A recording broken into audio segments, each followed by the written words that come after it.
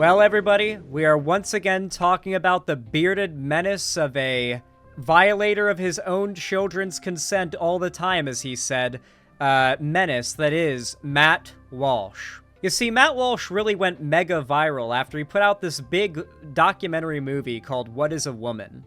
And the idea behind this documentary was basically to go around the world asking people the question, what is a woman?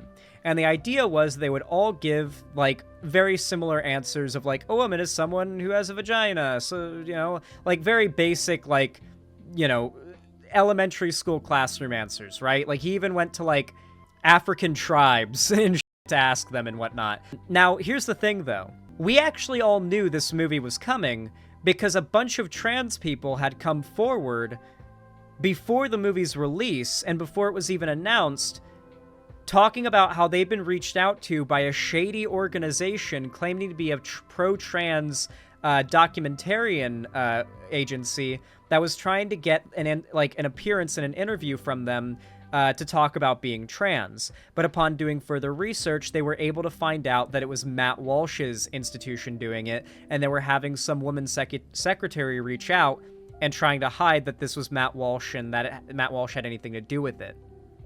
So this got outed prior, and I covered this back in the day. And since then, many more of the trans people that were in that movie have come forward about how they were lied to get into that movie and how they were misedited and misrepresented by the movie. And, you know, I'm going to read an article by Rolling Stone about it right now, just a bit of it. But Matt Walsh is doing it once again, and I'm going to get into that in just a moment. 3 people in Matt Walsh's anti-trans film say they were tricked. 3 people who were interviewed in the anti-trans film What is a Woman say the filmmakers used deceptive recruiting tactics that contradicted the documentary's promise to be a fearless examination of the modern gender debate. The participants told NBC News that they felt they'd been tricked by producers who hid behind the facade of flattering and vague language. Dr. Marcy Bowers, a California surgeon whose patients include trans women, provided the outlet with what she referred to as a completely deceptive email from a producer. According to a copy provided to NBC News, the email poses the doc as a film about transgender people and the challenges they face in today's culture. The film, which was released in 2022 and is narrated by right-wing troll Matt Walsh, premiered on Daily Wire's website and received little attention at the time. Despite buying ads on major social media platforms like TikTok, Facebook, and Instagram, in June, the doc went viral, and Twitter owner and billionaire Elon Musk promoted the video on his own account, resulting in 2 high-level departures from the social media company within 24 hours. Under Musk's supervision, Twitter had previously removed a policy against targeted misgendering or dead-naming of transgender people. Nia Okami, a trans woman who would not have agreed to appearing in the film if Walsh's team had been transparent about their perspective, Okami had felt the Daily Wire founder had used her to capture gotcha footage for the film. It was complete fraud, in my opinion, she said. He wanted to use me to make us look ridiculous, to make us look sensational. Dr. Michelle Forcier, a professor in pediatrics at Brown University, said that Walsh's staff had pitched what seemed to be a genuine interest in the science behind puberty blockers. I said, sure. Learning about puberty blockers is really important, and I'm always trying to be available to talk about the science and help people understand, she said. However, a few minutes into the interview, Walsh compared puberty blockers to chemical castration and said gender dysphoria was similar to believing in Santa Claus. Dr. Forcier cut the interview short, saying he was getting frustrated because I just wouldn't say some of the things he wanted me to say, he said.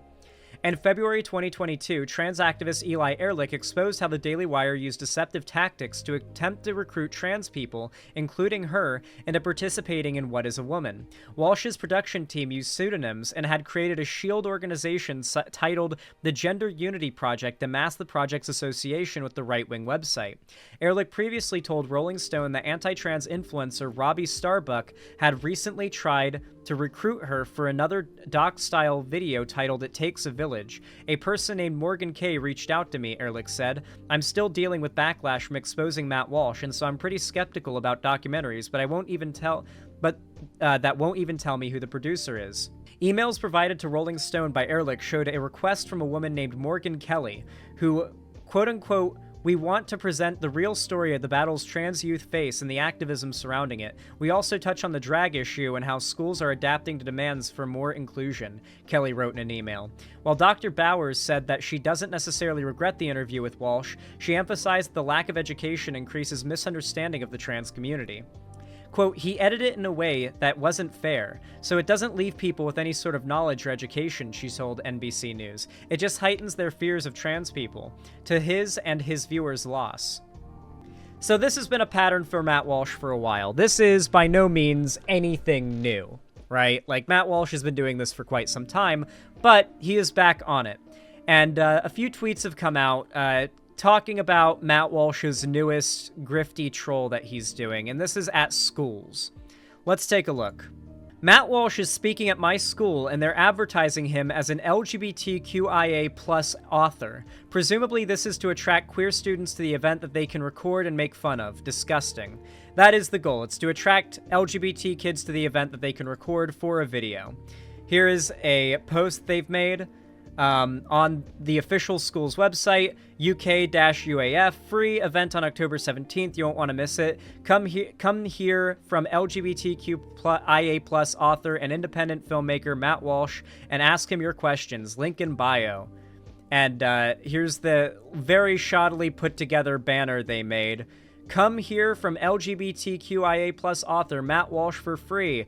A reading of Johnny the Walrus, his children's book he made, his anti-trans children's book, with some random pride things and a QR code, which I'll let you guys scan and find out what that brings you to. Here is another post that they've made. UK-UAF presents Matt Walsh, What is a Woman? So I guess they'll be doing a free event screening of it as well. That's like the second page of it. So Matt Walsh is literally a troll. There's a reason why all mainstream media refers to him as a troll, because he is literally a troll who has nothing but a history of just being an online shitposter, who has lucked out into political relevance because trans hatred has become so prominent in the culture war right now, because so many, particularly dudes, are so scared of the possibility of, like, a woman they have sex with being a trans woman. That's really what a lot of it boils down to for the most part. However, I think it's really good to go over Matt Walsh's history as well, because his history in trolling goes back pretty far. Let's look at some of Matt Walsh's trolling from back in the day. Here is a video of Matt Walsh, and you can hear his voice, it's very distinct if you know his voice, hosting Nazi diaper fights. We've got this amazing still image here of the guy with the swastika tattoo on his back. This is Matt Walsh hosting and judging a grown man Nazi diaper fight. Behold the master race. Tater, you got a chance to go see Kicks. Yeah. If you can beat the intern, what's the comfort level of the diaper? A 10.5. This is nice, isn't it? Yeah, it's pretty comfy. So you guys are actually enjoying this intern. This is what Matt Walsh was doing. Now look at those pale legs. That's Matt Some Walsh pale on the legs right on in the yellow Tater. shirt. I don't do Let me tell you something, man. You are built like a rock, though. I don't do shorts. Yeah, you are built like. Oh my God! All right, let's get out here. Let's do some wrestling. All right, let's do some wrestling. I don't know why I had to get an extreme close-up of his nipple. Let's get you guys over here. Now we have. That's Matt Walsh in the yellow Internet, shirt. And we have Tater. They're gonna be wrestling out here in the cold, in the mud, in diapers. And what's on the line now? If Tater wins by pin or submission, he wins tickets to go check out Kicks in Easton, along with 9 other great bands. If Internet wins, if he can somehow take down this giant behemoth, man, he will get the opportunity just to spray Crank with mace in the face. This is not happening with the mace. He just used to be a radio shock jock, basically. He's always just been kind of a sad, pathetic troll who can only get the type of content he's trying to get for his political narrative nowadays out of lying to people. It's a look. It's something that motivates him. So just beat him, and we'll figure out the mace thing. But just first thing is to beat him. So now, do they have to start in a wrestling position or what? How do you start this? Yeah, how does this work? I think they just go like 2 gladiators in the arena, man to man, bear to baby Huey. I'm making you watch this. Yeah, No, Tater, no, because that'll require ripping at the diaper, and I don't want to see the diaper come off. No, you push. Just push. okay, no, I think it's got to be pin or submission. Every human on Earth needs to know this is what Matt Walsh used to do, and this is where the Sweet Baby Gang thing comes from. For those of you guys that don't know, Matt Walsh sells children plushies. He sells these children's plushies. Hundreds of submissions. 5 finalists. 3. This is the Daily Wire anthem. Hello, everybody, and welcome to the search for the Sweet Baby Gang anthem. I am your host, Michael Knowles. I am joined by my fellow Daily Wire hosts, Ben Shapiro. Basically a cavalcade of demons, yeah. So this is basically where the diaper thing comes from for Matt Walsh, essentially. But yeah, there's a reason why mainstream media refers to Matt Walsh as a troll.